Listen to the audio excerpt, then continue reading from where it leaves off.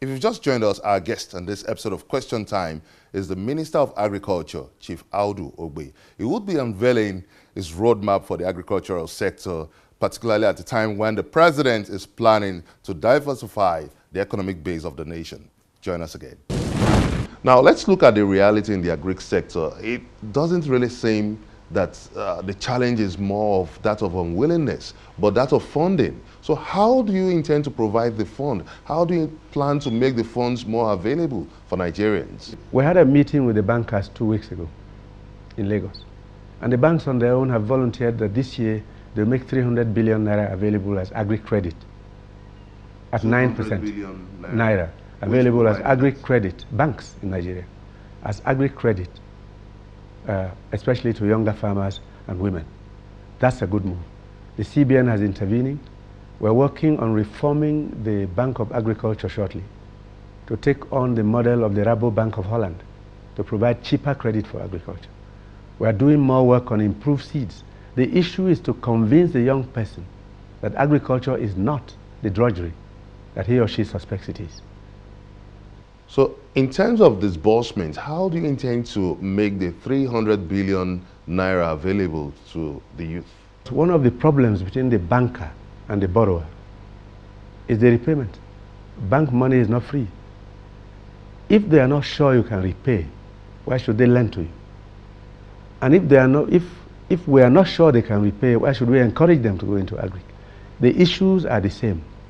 Find the basic capacity of the individual, give them the right kind of seed, create the environment, see if you can get them irrigation facilities, because one crop a year under rain-fed agriculture won't satisfy the needs of the banker or the farmer. At least 2 crops. And the thing is to screen. You will not be given cash. You'll be given materials. We plow your farm and it's debited against your account. We give you seeds and it's a debit. We help you with agrochemicals and it is against, it's on your account.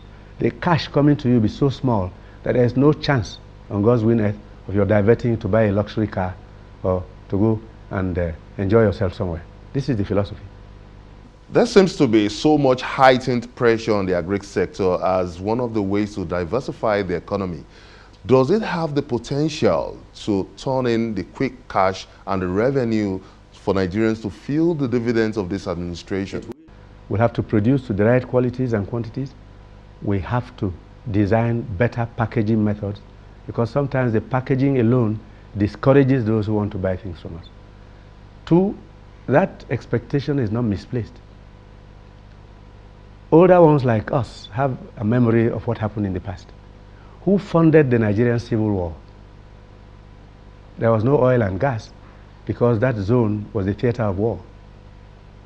Chief Awolowo was Commissioner of Finance, right? Clement Isom was CBN governor. They banned luxury items. No new cars came here. No TV sets, no fridges, no wines and champagnes and so on. The war cost $1 million a day. For 3 years, this country didn't borrow a dime. And at the end of the war, Nigeria carried on. What is stopping us doing it now? So it is possible. The issue is for us to follow steadily. Policy somersaults will not happen. And people who know the subject and know what has to be done must be there to follow up. We will get there. Now, what will be your trump card in the agri sector? Would you be banking on foreign investors or would you be developing the local industry? No, none of these things I have mentioned will have any involvement with foreign investors. Sesame seed is a locally grown crop. Cocoa, in which we have fallen to the 3rd place, unfortunately, is a crop grown here and can be grown in about 25 states now. Right? Soybeans is grown here. Right? We are into wheat now. We are doing very well in rice, so the programs are coming and there is no need for despair.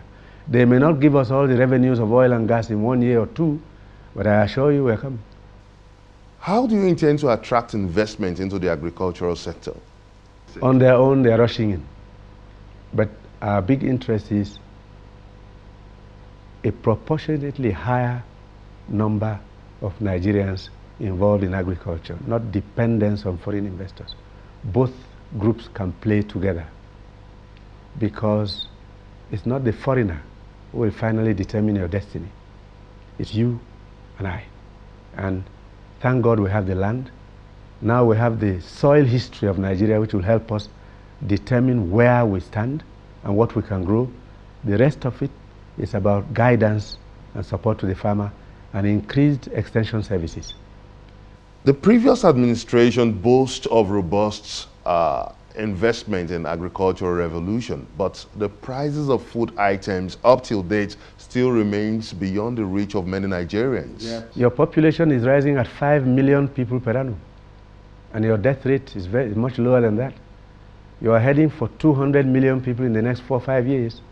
So the effort in agric, and this effort being essentially rain-fed today, can't satisfy your needs. We have to intensify irrigation, more dams, putting the dams to use. We stopped thinking. So the efforts of the last administration are very impressive, but they are not enough. We've got to keep pushing. I am telling you that too many people abandon the field for the bright lights of the city, and they're still moving. We have to move them back. So what difference would you be bringing to the table, apart from the previous agricultural revolution of the past administration? Increased education, increased research, greater and more credit to the agri sector at lower interest rates, a strengthening of the value chain, increased mechanization, increased campaign and education among the young people. Those are the things that will bring the result. And finally, better seed qualities, because it is not fair for the Nigerian farmer to labor like his counterpart in every other part of the world only to get 1/10 of the yield. You are condemning him or her to slavery. There's no reason why we shouldn't do 10 tons of maize per hectare, eventually 10, 15, 20, when the farmer in Bangladesh or Zimbabwe or the United States is doing 10 times what we do here. There is a reason. If we solve that problem, food production will increase amazingly. You can also be part of this conversation by sending us your comments on our various social media platforms showing on your screen. Coming up on Question Time, with 195 countries signing the Global Climate Deal Agreement, what impact does this have on Nigeria's agri sector? Join us again.